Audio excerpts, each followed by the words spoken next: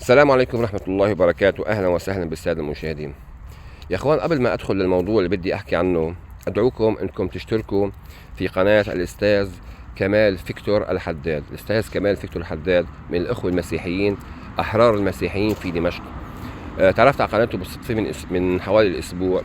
تفاجأت أنه قناة ما فيها إلا 2000 مشترك، بالرغم أنه يحمل أفكار وطنية. هذا الرجل منتمي لبلده. غلب انتمائه الوطني عن انتمائه الطائفي، من أشد داعمين السيد الرئيس أحمد الشرع. فنحن واجبنا كأحرار، واجبنا كناس بتحب بلدها، انه ندعم الأحرار مثل حكايتنا، وندعم أي شخص بحب سوريا. ذلك يا أخوان بطلب منكم، أو يعني رجاء، اللي بشوف هاي الحلقة مباشرة يشترك في قناة الأستاذ كمال فيكتور الحداد.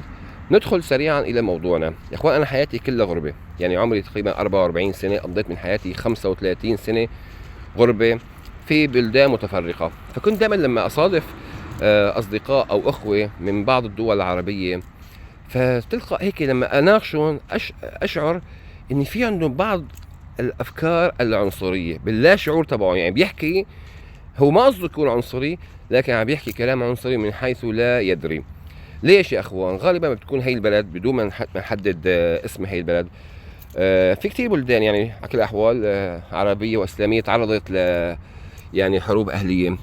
فالسبب انه بتكون هي البلد العربيه صار فيها حرب قاسيه جدا، صار فيها حرب اهليه، صار فيها دماء، صار فيها قصف، صار فيها دمار، وبنفس الوقت خذلت من معظم الحكومات العربية مباشرة. نحن هيك متعودين، يعني أي بلد عربي بصير فيه مشكلة أو بصير فيه حرب أهلية أو قتل أو دمار، بدل ما الدول العربية تساعد هذا البلد وتساعد شعب هذا البلد، بتلاقي مباشرة سكروا الحدود عليهم وممنوع تدخلوا، مثل ما صار مع الشعب السوري تماما. فكنت لما أناقشهم يقولوا لي انه نحن بما انه الناس كلها تخلت عنا، نحن ليش ناكل همه؟ نحن يا خي ما بهمنا الا بلدنا، ما بهمنا الا اعمار بلدنا، وما بدنا حدا يجي لعنا، وما نيجي لحدا. هيك كنت دائما اسمع هذا الكلام. انا ضد هذا الكلام، لكن بلتمس لهم الاعذار.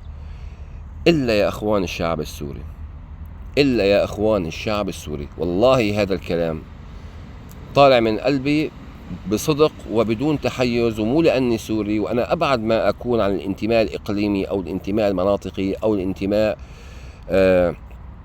يعني الجهوي. أنا انتمائي للأمة، أنتم بتعرفوا هذا الأمر. لكن فعلا يا أخوان، هذا الشعب السوري اللي تعرض لأبشع جريمة وأبشع مقتلة ما عدت على أي شعب عربي أو شعب إسلامي آخر، ودمرت بلده عن بكرة أبيها، وانقصفت كل الأبنية، معظم الأبنية، ومعظم الشعب السوري ما عنده سكن، ومعظم الشعب السوري عايش تحت خط الفقر، ومعظم الشعب السوري لسه الطلبات الأساسية المعيشية ما بيستطيع أنه يحصل عليها.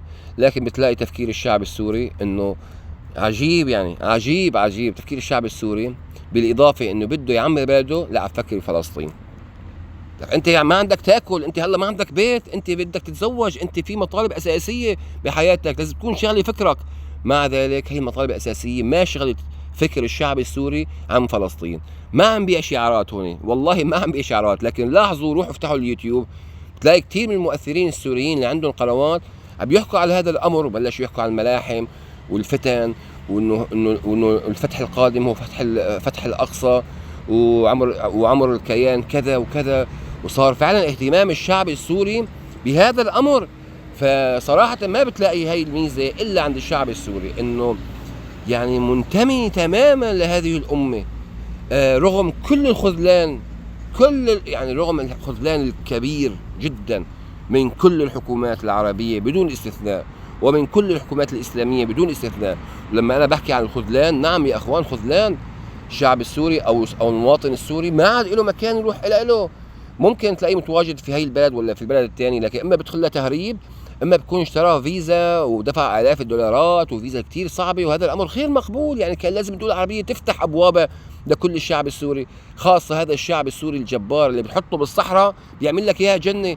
يعني من مصلحة الدول العربية كانت تستقبل السوريين، لكن شفنا الصعوبات تلو الصعوبات التي كانت توضع أمام الشعب السوري. مع ذلك روح شوف أي شخص، عم بقلب الفيديوهات، روح شوف أي شخص من أي جنسية تجي لسوريا تلاقي الشعب السوري الطيب الأصيل اجتمع حواليه وتصور وأهلا وسهلا، وهذا اللي ضيفه فطيرة وهذا اللي ضيفه كيكة، وهيك نحن الشعب السوري. فالحمد لله والشكر لله إنه اللا شعور تبعنا لساته نقي، اللا شعور تبعنا ما تعبى بالأفكار العنصرية.